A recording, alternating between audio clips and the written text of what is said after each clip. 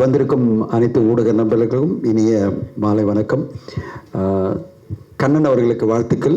காந்தாரி திரைப்படம் ஜூலை வெளியாக நீங்கள் போட்டு இன்றைக்கி நம்ம முன்னாடி டீசர் அண்ட் அந்த மேக்கிங் காமிச்சிருக்காரு. அவருக்கு என்னுடைய வாழ்த்துக்கள்.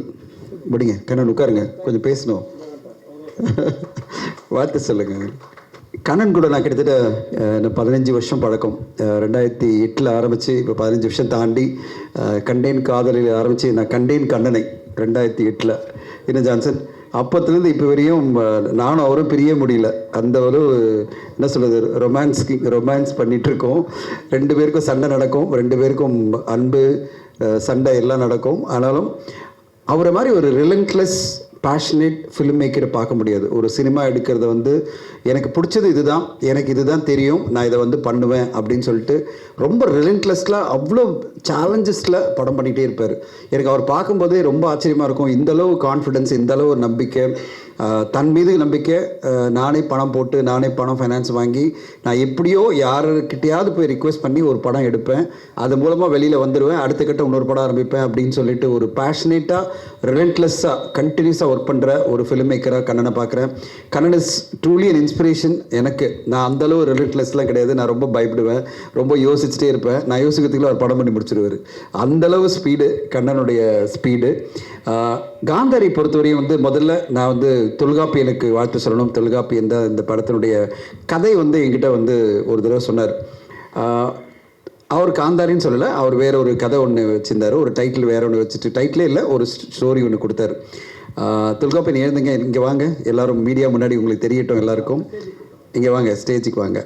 அவர் வந்து ரொம்ப என்கிட்ட வந்து என்ன சொன்னார், நான் சினிமாக்காக கதை எழுதணும், ரொம்ப நாள் ஆசை சார். நான் வந்து நிறைய கிரிட்டிக்ஸ் எல்லாம் பண்ணியிருக்காரு, நிறைய ஃபேஸ்புக்கிலலாம் அவர் எழுதியிருக்காரு. இந்த நேரத்தில் ஜெகன் சாருக்கு நான் ஒன்று சொல்லிடணும், நான் கிரிட்டிக்கெல்லாம் பண்ணுறது இல்லைங்க. நான் எங்கேயுமே கிரிட்டிக் பண்ணதே இல்லை. என்னோடய ட்வீட்டில் கூட நான் கிரிட்டிக் பண்ண மாட்டேன். ஒரு வார்த்தை கூட, ஒரு படத்தை கூட நான் கிரிட்டிசைஸ் பண்ண மாட்டேன். படம் பார்த்து நல்லா இல்லைனாலும் நான் அப்படியே சைலண்ட்டாக அப்படியே எஸ்கேப் ஆகி போயிடுவேன். ஐயோ இந்த வம்பு வேண்டாம், நம்ம ஏதாவது சொல்லி அப்புறம் நாளைக்கு நம்மளை போட்டுருவாங்க, தனஞ்சயன் தான் சொன்னார் சொல்லிடுவாங்கன்னு சொல்லிட்டு நான் ரொம்ப கேர்ஃபுல்லாக பேசுவேன். படம் நல்லா இருந்தேன்னா அங்கேயே பேசி கொண்டாடி அவங்கள வாழ்த்து சொல்லி இது பண்ணுவேன். படம் எனக்கு ஓரளவு பிடிக்கல அப்படின்னா நான் அப்படியே சைலண்ட்டாக எப்படியெல்லாம் பாலிஷாக சொல்லணுமோ சொல்லி ஒதுங்கிடுவேன். மிஸ்டர் ஜெகன் நான் என்றைக்குமே கிரிட்டிக் பண்ணதே இல்லை. அதனால தான் என்னை நிறைய பேர் படம் பார்க்க கூப்பிட்றாங்க. ஏன்னா திட்டமாட்டார், நல்லா இருந்தால் அப்ரிஷியேட் பண்ணுவார் அப்படின்றதுக்காக தான் கூப்பிட்றாங்க. ஸோ காந்தாரிக்கு வருவோம். தொல்காப்பியன் என்கிட்ட வந்து ஒரு 2 வருஷம் முன்னாடி ஒரு கதை ஒன்று கொடுத்தாரு. ஒரு படிங்க சார் அப்படின்னாரு. நானும் எங்களுடைய டீம் ஸ்கிரிப்டிக் எங்களுக்கு ஒரு டீம் இருக்குது, டீம் படித்தோம். படிக்கும்போது எங்களுக்கு ஒரு மாதிரி இது ஒன்றும் செட் ஆகாது, சினிமாக்கான கதை இல்லை, இதை எப்படி நம்ம பண்ண முடியும் அப்படின்னு நான் யோசிச்சிட்டே இருந்தேன். என் கூட வந்து சீனி செல்வராஜ் டைலாக் ரைட்டர், அவரும் நானும் 3 கதைகள் எழுதியிருக்கோம், 3 திரைக்கதை வசனம் எழுதியிருக்கோம். ஸோ அதில் ஒரு கதை தான் இது. என்னாச்சுன்னா நான் வந்து ஒரு 3 மாதம் என்கிட்ட இருந்தது அவனுடைய ஒரு ரைட்டப். அப்புறம் நான் இப்போ ஒரு நாள் யோசித்தேன், எனக்கு செட் ஆகாது இதுன்னு சொல்லிட்டு அவரை கூப்பிட்டு, தொல்காப்பியன் சார் நீங்கள் எடுத்துகிட்டு போயிடுங்க, இது எனக்கு செட் ஆகலை, எனக்கு மண்டையில் எதுவுமே ஏறலை அப்படின்னு சொன்னேன். இந்த கதை வந்து ஒன்றுமே செட் ஆகலை அப்படின்னு சொன்னேன். அப்போது இது திருப்பி என்னை பார்க்கணுன்னு பிடிவாதமாக அவர் வந்து கண்ணன் சார் மாதிரியே வந்து தொல்காப்பியன் பிடிவாதமாக உங்களை பார்த்தே ஆகணும் அப்படின்னாரு.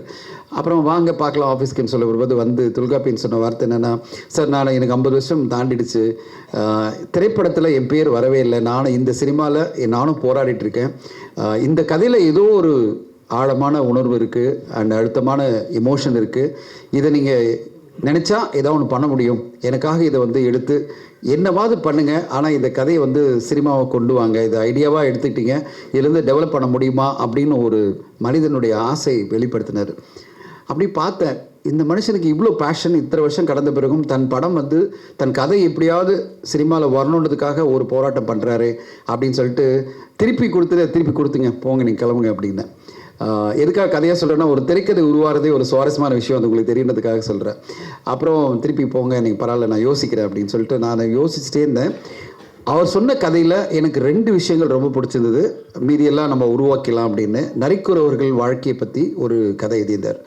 அந்த நரிக்குறவர்கள் வாழ்க்கையிலுடைய சம்பிரதாயங்கள், அந்த குடும்பங்களில் நடக்கிற விஷயங்கள், அதுலேருந்து ஒரு பொண்ணுக்கு என்ன விஷயம் நடக்குது, அது வந்து எப்படி நடக்கும் அப்படின்னு ஒரு சின்ன தாட் இருந்தது. நான் நினச்சேன் நரிக்குறவர்களை வச்சு ஒரு அருமையான ஒரு கதை ஏன் பண்ணக்கூடாது. அப்புறம் அப்படியே யோசிச்சிட்டே இருந்தபோது எனக்கு தோணுச்சு, இதே டியூவல் ஆக்ஷன் பண்ணால் எப்படி இருக்கும், இந்த கதை கேரக்டரை மாற்றி ஒன்று பண்ணா இருக்கும் அப்படின்னு.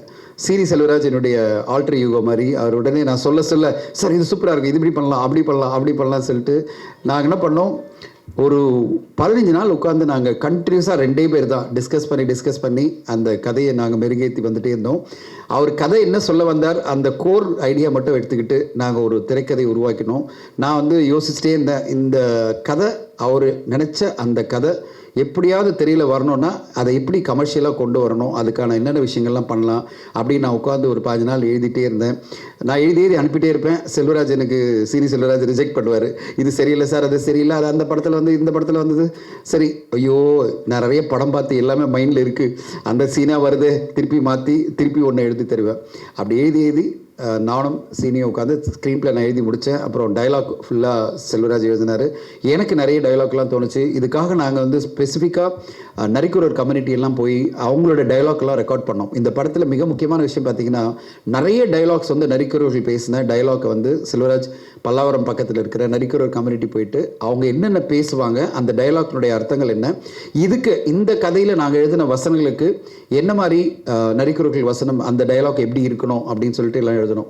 அதுக்கான ஒரு உழைப்பை நாங்கள் போட்டோம். இது வந்து சாதாரணமான ஒரு படமாக இருக்கக்கூடாது, அதுக்கு அந்த கம்யூனிட்டி பேசுகிற டைலாக்கோட ஒரு கதை நகரணும் அப்படின்னு சொல்லிட்டு நானும் சீனி செல்வராஜும் சேர்ந்து அதை ஃபுல்லாக எழுதி ஒரு பவுண்ட் ஸ்கிரிப்டாக ரெடி பண்ணது வந்து கண்ணனுக்காக இல்லை, அது இப்போ சொல்லிடுறேன். நான் எழுதி பவுண்ட் ஸ்கிரிப்ட் ரெடி பண்ணி முடித்த உடனே எங்கள் 2 பேரும் ரொம்ப எக்ஸைட் ஆகிட்டோம். ரொம்ப நல்லா வந்திருக்கு, இதை வந்து ஒரு பெரிய ஆர்டிஸ்ட் பண்ணால் நல்லாயிருக்கும் அப்படின்னும் போது சீனி சொன்னார், சார் மேடம் நயன்தாரா கிட்ட எப்படியாவது பிச் பண்ணுங்கள், இல்லைனா த்ரிஷா வச்சு பண்ணுங்க அப்படின்னு கேட்டார். சரி நம்ம பிச் பண்ண ஆரம்பிப்போம் அப்படின்னு சொல்லிட்டு நான் ஆரம்பித்து நான் வந்து நயன்தாரா மேடத்துக்கு பிச் பண்ணலாம் அப்படின்னு சொல்லிட்டு நான் வந்து அதுக்கான எஃபர்ட் போயிட்டே இருக்கும்போது திடீர்னு ஒரு ஃபோன் அடிக்குது, மிஸ்டர் ஆர் கண்ணன். இல்லை அப்படின்னா சார் உங்களை அர்ஜென்ட்டாக பார்க்கணும், இல்லை அப்படின்னா வரேன் அப்படின்னாரு. வந்துட்டு என்ன சொன்னார், சார் அல்சிகா டேட்டு எனக்கு கிடச்சிருக்கு, ஆனால் நான் சொன்ன கதை அவங்களுக்கு செட் ஆகலை, அவங்களுக்கு ஒரு கதை தேவைப்படுது, நீங்கள் கதை ஏதாவது ரெடியாக இருக்கா சார் அப்படின்றாரு. என்னடா இது, இப்படி ஒரு கதை அவங்களுக்கு தான் போய் செட் ஆகணுன்றது விதின்ற மாதிரியே இருக்குது எல்லாமே. நான் சொன்னேன், சரி நான் சொல்கிறேன் கதை சொல்கிறேன் நீங்கள் கேட்குறீங்களா அப்படின்னா. நான் சொன்ன உடனே நான் கதை சொல்லி 15 நிமிஷமே சொல்கிறாரு, சார் சூப்பராக இருக்குது சார், இனிமேல் நீங்கள் எனக்கு சொல்லாதீங்க, நீங்கள் வாங்க அன்சிகாவுக்கு சொல்லுங்கன்றார். நான் அது இன்னும் வர சொல்கிறேன் அப்படின்னு, நான் உனக்கு சொல்கிறேன் நீ போய் சொல்லுப்பாருண்ணா. இல்லை நீங்கள் வாங்கினாரு. ஸோ நானும் கண்ணன் அவர்களும் பாம்பே போயிட்டு அன்சிகாவுக்கு போகும்போது அன்சிகா என்ன நினச்சாங்க, தயாரிப்பாளர் தனஞ்சன் இதுக்கு வராரு, டைரக்டர் தானே வரணும் அப்படின்ன உடனே கண்ணன் சொல்கிறார், அவர் தான் ஸ்க்ரீன் பிளே டைலாக்லாம் சொல்லியிருக்காரு அப்படின்னாரா. அன்சிகா கேட்டாங்க, நீங்கள் கதை சொல்ல போகிறீங்களா? ஆமாம் மேடம் நான் தான் சொல்ல போகிறேன் அப்படின்னு. சொல்லுங்கள் அப்படின்னாங்க. But I have to appreciate her. கிட்டத்தட்ட 2.5 hours I was narrating the story. நான் ஸ்டாப்பாக she was sitting and listening. எனக்கு அதுதான் ஆச்சரியமாக இருந்தது. அதாவது ஒரே ரீசனாக நான் இங்கிலீஷில் நரேட் பண்ணுறேன், ஷி குட் ஃபாலோ. தமிழில் நரேட் பண்ணல, நான் கண்டினியூஸாக சீன் பை சீன் இங்கிலீஷில் நரேட் பண்ணுறேன். At the end of 2.5 hours அவங்க கேட்ட ஒரே கேள்வி, சார் சூப்பராக வந்திருக்கு கதை, ரொம்ப பிடிச்சிருக்கு எனக்கு, ஒன்று இது பிரம்மாண்டமான மேக்கிங் இருக்குது, இவ்வளோ மேக்கிங் எஃபர்ட் இருக்குது, நான் இவ்வளோ உழைப்பு கொடுக்க வேண்டியிருக்கு, இது கண்ணன் சாரால் எக்ஸிக்யூட் பண்ண முடியுமா, அதாவது ஃபைனான்ஷியலி இவ்வளோ பெரிய பட்ஜெட்டு இவ்வளோ பெரிய மேக்கிங் இருக்குது, இதெல்லாம் அவரால் பண்ண முடியுமா? நான் எங்கிட்ட அவர் வந்தப்போ வேற ஒரு கதை சொன்னார், அது செட் ஆகலை, ஆனால் அக்ரிமெண்ட் போட்டுட்டோம், ஆனால் இப்போ இந்த கதையை எடுக்கணும்னா இந்தளவு பட்ஜெட் தேவைப்படுமே, இதெல்லாம் பண்ண முடியுமான்னா நம்ம கண்ணன் சார்கிட்ட ஒன்றே ஒன்று தான், எப்போவுமே எஸ் சார் பண்ணிடலாம் சார் அப்படி தான் சொல்லுவார். அவர் உடனே என்ன சொன்னார் அன்சிகா கிட்ட, நான் பண்ணிடுறேன் மேடம் கவலைப்படாதீங்க, உங்களுக்கு கதை ஓகே தானே அப்படின்னா. ஐயோ கதை சூப்பராக இருக்குது நான் பண்ணிடுறேன் அப்படின்னு சொல்லிட்டு அன்றைக்கி ஆரம்பித்து, அது பிறகு நாங்கள் ஷூட்டிங் ஆரம்பித்தப்போலாம் எக்ஸைட்டிங். ஷூட்டிங் ஆரம்பித்த ஃபஸ்ட் டே வந்து என்கிட்ட சொல்கிறாங்க, எனக்கு இந்த சீன்ஸ்லாம் எனக்கு உடன்பாடு இல்லை, இந்த கதையில் இந்த இது வந்து எனக்கு சில மாற்றணும் சொல்லி அன்றைக்கி திருப்பி உட்காந்து நாங்கள் அவங்க அதனால் வேலிடான சில ஐடியாலாம் சொன்னாங்க. ஏன்னா அப்போ தான் அவங்களுக்கு தோணுது சில விஷயங்கள்லாம் இது பண்ணால் நல்லா இருக்குமே என்ன. But we are very very accommodative. நாங்கள் வந்து பிடிவாதமாக இப்படி சொன்னால் இப்படி மாற்ற முடியல. ஷூட்டிங் ஸ்பாட்டில் உட்காந்துருக்கேன், என்கிட்ட வந்து அன்சிகாவும் அவங்க அம்மா சொல்லும்போது, இல்லை இது எங்களுக்கு ஒத்து வராது, இந்த பேட்டர்னை கொஞ்சம் மாற்றினா நல்லாயிருக்கும், இந்த இதுக்கு நான் வர முடியாது என்ன, பிகாஸ் அப்போ தான் அவங்க மேரேஜ் ஆகுது. அவங்க சொல்கிறாங்க மேரேஜுக்கு நான் போகிறேன், இப்போ போய் இந்த சீன்லாம் நான் பண்ண முடியாது அப்படின்னு சொன்ன உடனே, சரி மேரேஜுக்கு போகும்போது உங்களால் இந்த சீன்ஸ்லாம் பண்ண முடியாதுல்ல, அப்போ நான் மாற்றுறேன் அப்படின்னு சொல்லிட்டு 1 டேயில் உட்காந்து நானும் சீனியும் உட்காந்துட்டு திருப்பி கிட்டத்தட்ட ஒரு 18-20 சீனை ரீரைட் அவங்களுக்காக. அவங்களுடைய வாழ்க்கை தரம் மாறும்போது சில விஷயங்கள் பண்ண முடியாது அவங்களால, சரின்னு சொல்லிட்டு அதெல்லாம் மாற்றி அது பிறகு ஒரு பக்கா ஸ்கிரிப்டாக எடுத்து இந்த என்டையர் டீமுக்கு டைரக்ட் பண்ணி Kannan, cinematographer Balasubramaniam sir, art director Jijo எல்லாம் ஒன்றா உட்காந்து கதையை நான் நரேட் பண்ணேன். ஒரு ப்ரொஃபஷனலாக எப்படி பண்ணணும்னு நினச்சோன்னா என்டையர் டீம் உட்கார வச்சு சீன் பை சீன் நான் படிச்சுட்டு வந்தேன். இதுதான் சீனு, இதுதான் கதை, ஒரு சீனில் என்னென்ன டயலாக் இருக்கும் அப்படின்னு சொல்லிட்டு ஒரு ப்ரொஃபஷனலாக ஒரு டீமாக ஒரு ஸ்க்ரீன் பிளே ரைட்டர் என்ன பண்ணணுமோ அந்த வேலையை நான் என்னுடைய தரப்புலேருந்து ரொம்ப தெளிவாக டிட்டர்மைண்டாக நான் எல்லாம் பண்ணி அது பிறகு அவங்கள விட்டுட்டேன். அது பிறகு படமாக எப்படி வந்திருக்கு, இந்த ஸ்க்ரீன் பிளே டு ஒரு படம் அப்படின்றது வேறு, அது ஒரு கலை. ஸ்கிரிப்ட் ஸ்க்ரீன் அப்படின்னு சொல்லுவாங்க. நீங்கள் ஸ்கிரிப்டை பிரமாதமாக எழுதினாலும் ஸ்க்ரீன் பிளே என்ன பண்ணாலும் ஸ்க்ரீனில் எப்படி வருதுன்றது ஒரு டைரக்டருடைய கைங்கரியம். அது ஒரு டைரக்டர் எந்த அளவு அதை வந்து டிரான்ஸ்லேட் பண்ணியிருக்காருன்றது நீங்கள் பார்த்து சொல்லணும். கதையாக நீங்கள் பார்த்து சொல்லுங்கள். படமாக பார்க்கும்போது எனக்கு என்னென்னா பரவாயில்ல, நம்ம கதை வந்து இப்படியெல்லாம் எதிர்பார்க்கல, ஏன்னா கண்ணனுக்கு இப்படியெல்லாம் தோணி இருக்குது, நம்ம கதையை வந்து இப்படி மாற்றி பண்ணியிருக்காரு, அது அவருடைய சுதந்திரம். ஏன்னா ஒரு டைரக்டருக்கான ஒரு சுதந்திரத்தை நம்ம வந்து எப்போவுமே விட்டாகணும். ஏன் ஸ்க்ரீன் பிளே இருக்கிற ஒரு ஷாட்டை இப்படி தான் வரணும்னு சொன்னால் அப்போ நான் தான் டைரக்ட் பண்ணணும். ஸோ அது இல்லாமல் நான் கண்ணன்கிட்ட சொன்ன ஒரே விஷயம், இது உன்னுடைய கதைப்பா, நீ கேட்ட, நான் கொடுத்துட்டேன், இதுக்கு பிறகு நீங்கள் என்ன மாற்றி கொண்டு வரீங்களோ அது உங்களுடைய ஸ்கிரிப்ட் ஸ்க்ரீன் அப்படின்னு சொல்லியிருக்கேன். அது ஸ்க்ரீனில் வரும்போது அது என்ன மாதிரி ஒரு இம்பேக்டோட வருது, அது உங்களுக்கு எப்படியெல்லாம் அப்பீல் ஆகுதுன்றதை நீங்கள் பார்த்து சொல்லணும். நான் வெயிட் பண்ணிட்டு இருக்கேன். ஒரு ஸ்க்ரீன் பிளேவாக தொல்காப்பியன் அவர்கள் ஆசைப்பட்ட அந்த கதையை ஒரு திரை வடிவத்தில் கொண்டு வரதுக்கு என்னால் முயற்சிகள் எடுத்தது எனக்கு ரொம்ப சந்தோஷம். என் கூட சீனி செல்வராஜ், வாங்க சீனி செல்வராஜ் அடுத்து 2 படம் இப்போ தான் கதை திரைக்கதை வசனம் எழுதியிருக்காரு, அடுத்து அவரே டைரக்ட் பண்ண போகிறாரு. அண்ட் வெரி டேலண்டட் சீனி செல்வராஜ். அண்ட் அவருக்கும் இந்த படம் வந்து முதல் முறையாக ஸ்க்ரீனில் அவர் பேர் வருதுன்றது அவருக்கு சந்தோஷம், டைலாக் ரைட்டராக.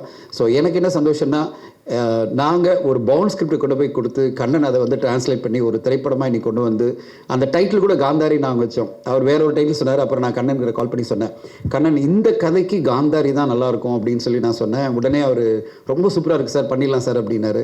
ஸோ அந்தளவு அக்கமடேட்டிவாக நாங்கள் எங்கள் சஜஷன்லாம் எடுத்துக்கிட்டு கண்ணன் இப்போ வந்து ஒரு நல்ல என்ன சொல்கிறது, கமர்ஷியலாக பார்த்து கண்டிப்பாக என்டர்டெயின் பண்ணுற ஒரு நல்ல படைப்பாக கண்ணன் கொடுத்துருக்காரு நான் எதிர்பார்க்குறேன்.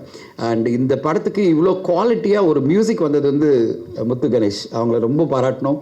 எனக்கு ரொம்ப படம் பார்த்து முடிக்கும்போது எனக்கு என்ன தோணுச்சுன்னா, இந்த மியூசிக் மூலமாக ஒரு கதையை இவ்வளோ எலிவேட் பண்ண முடியுமா, எலிவேட் பண்ணி சூப்பராக ஒரு மியூசிக்காக ஒவ்வொரு சீன்லையுமே எலிவேட் பண்ணி முத்து கணேஷ் பிரமாதப்படுத்தியிருக்காங்க. இந்த படம் அவங்களுக்கு வந்து கண்டிப்பாக ஒரு பேர் வாங்கி கொடுக்குற ஒரு படமாக இருக்கும். பாலசுப்ரமணியம் சாருடைய கேமரா பற்றி சொல்ல வேணாம். ஜிஜோ எடிட்டிங் ரொம்ப ஷார்ப்பாக 2 ஹவர்ஸில் ஒரு படத்தை முடிச்சிருக்காரு. ஒரு ஹாரர் த்ரில்லர், ஒரு ஹாரர், நான் இதை விட என்ன சொல்லலாம், ஒரு எமோஷ்னல் ஹாரர் த்ரில்லர் படத்தை நீங்கள் பார்க்க போகிறீங்க. உங்களுக்கெல்லாம் இந்த கதை, திரைக்கதை, வசனம், மேக்கிங் எல்லாம் பிடிச்சதுன்னா நாங்கள் சந்தோஷப்படுவோம். எங்களுடைய முயற்சிக்கு நீங்கள் கொடுக்குற ஆதரவாக இருக்கும். வெயிட் பண்ணுறோம். உங்களுக்கு படம் பார்த்த பிறகு நீங்கள் என்ன சொல்ல போகிறீங்க. நான் வந்து சீனிக்கிட்ட சொல்லிகிட்டே இருக்கேன், பயமாக இருக்குப்பா, நம்ம பேரோட வருது, என்ன மாதிரி உதவாங்க போகிறோமா இல்லை அப்ரிஷியேட் பண்ண போகிறாங்களா, வெயிட் பண்ணி பார்ப்போன்னு வெயிட் பண்ணிகிட்டு இருக்கேன். உங்களுடைய எல்லாருடைய கருத்துக்காகவும் அவளோட காத்திருக்கிறேன். கண்ணனுக்கு வாழ்த்துக்கள். கண்ணனுக்கு சப்போர்ட் பண்ணுற ஃபைனான்சியர்ஸ் எல்லாருக்கும் என்னுடைய நன்றிகள். கண்ணனுடைய இந்த திரைப்படம் மிகப்பெரிய வெற்றி அடைஞ்சு அவருக்கு அடுத்த கட்டம் கரியரில் போகிறதுக்கு எல்லாமே நல்லா நடந்துக்கணும். இந்த கதையினுடைய எக்ஸ்டென்ஷனும் இருக்குது, காந்தாரி 2ன்னு நாங்கள் ரெடி பண்ணியிருக்கோம். இந்த படத்துக்கு கிடைக்கிற வரவேற்பை பொறுத்து கண்ணன்கிட்ட சொல்லியிருக்கேன், காந்தாரி 2 கதையை கொடுக்குறோன்னு சொல்லிட்டு. Kannan, all the best. இந்த படம் பெரிய வெற்றி அடைஞ்சதுன்னா காந்தாரி 2 லான்ச் பண்ணிடலாம்.